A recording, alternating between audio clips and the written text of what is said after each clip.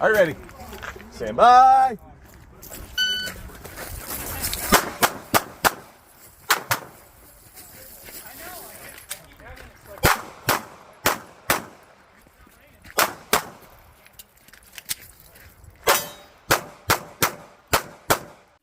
All right.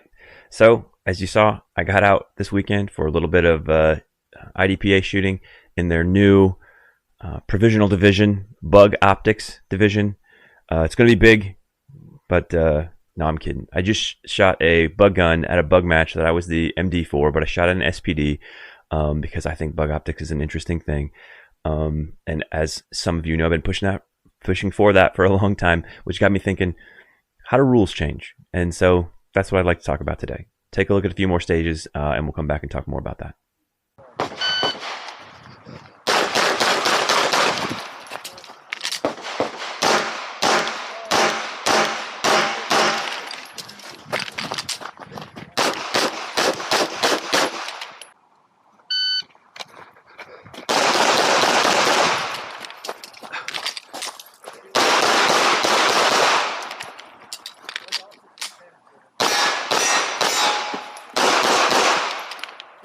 All right, welcome back.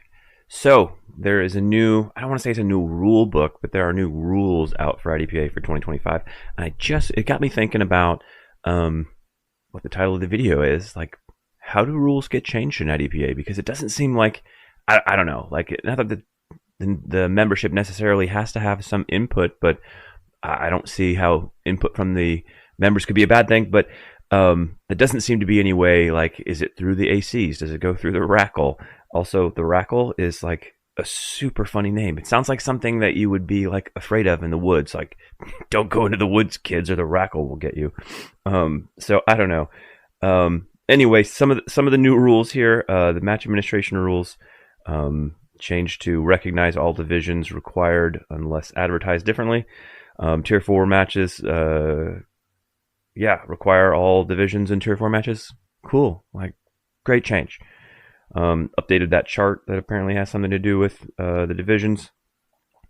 The coordinator will, this is a decent rule, intervene in a sanctioned match if they're responsible, like a SO, I assume they're talking about, for 3 DQs, if 3 DQs occur on the same stage, and not to include counting chrono or equipment checks. Okay, like, that's probably a good idea. I think several of us know why that is going on. I think that at Nationals there was there's one stage that had a bunch of DQs, and so now it's like, hey, that's what you're going to do. Like, okay, probably a good idea.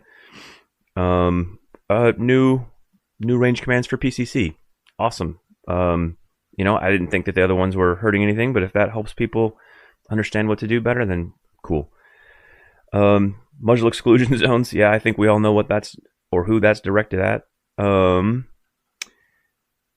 Yeah, PCC, more PCC stuff. Disqualification. I thought this one was interesting. So, disqualification for a safety rule witnessed by a match official assigned to the match may not be appealed unless a rule is being incorrectly applied. Okay, like, I don't know. Maybe they didn't like how much pushback they got on some of the DQs at Nationals this year, and okay, but I don't see how any disqualification could be not witnessed by a match official, like, unless maybe there's a definition of match official that I don't understand, but like an SO is a match official as far as I am aware, so I don't really understand the clarification. Maybe that's just to say stop trying to overturn your DQ. If you get DQ, just shut up and color. I don't know. And if that's the case, like, okay, like, I've definitely seen people get DQ'd where I'm like, oh yeah, bro, you did that, and then they fight over it, and okay. And I've definitely seen ones where the SO was totally wrong. And, you know, the best I could do as a bystander would, you know, tell the match director or the AC or whoever shows up that, like, hey man, your guy, he saw that wrong, or he's thinking about that wrong. But apparently now, unless you can cite a rule that says this rule is being applied improperly, then you can't appeal it. So, I don't know. I like the structure of IDPA in that it's like, it's a sort of a top-down organization. But like I said, like, there has to be some input from the from the members. USPSA, I think, can kind of get into the weeds with like too much of talking about things before they make a rule or whatever. So I sort of like our top-down structure, but I don't know. There has to be a way for us to communicate as members, like what we'd like to see.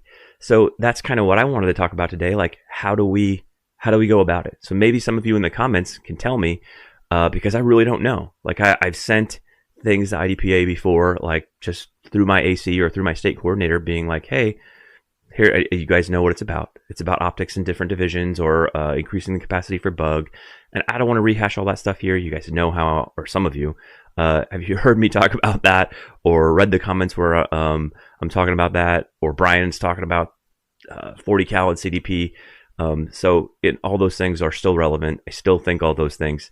But, other than sending info through the ACs, but I never hear anything back. Like, I ask for feedback, like, hey, here's my thoughts on this. How do we, talk about it, or who do we talk about it to?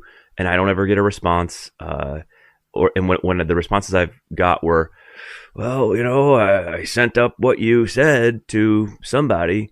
So I don't know who the Rackles are. I don't know. I've heard that there is like a rules committee that like meets and discusses rules, and it seems like they must be doing that in like, what I would consider the off season, like January, or maybe November, December, January, because it seems like we always get new rules right before the first of the year, and the new rule books, and most of the stuff that they've put in, like, I'm behind that stuff. I like addressing the rule book just about every year. We don't necessarily need to, maybe we take the date off of it and just say, instead of having the 2022 rule book and the 2017 and then the 25 and the 24, if we were just like, hey, there's updates to the rule book, here's the change log, boom, Bob's your uncle.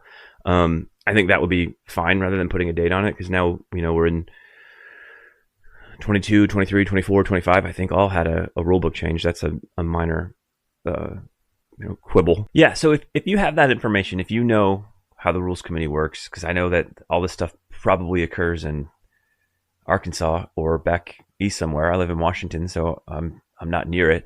But if you know how it works, let me know. Because I think there's several ways that IDPA could hear from the membership. I mean, I know they've done surveys in the past, or I'm pretty sure they do. We do the equipment survey every year for national, so we could certainly do, or they could certainly do, surveys. Watching YouTube videos of me talking is probably not a great way to gain understanding of how it works. But the Facebook group would be great, because, dude, the people on the IDPA Facebook groups are always talking about, it seems like we cycle through the same topics relatively frequently, because somebody new will ask, like, hey, does this gun fit in this division? And then we all start talking about what division should have optics, or what division should have a bigger box or a smaller box or whatever.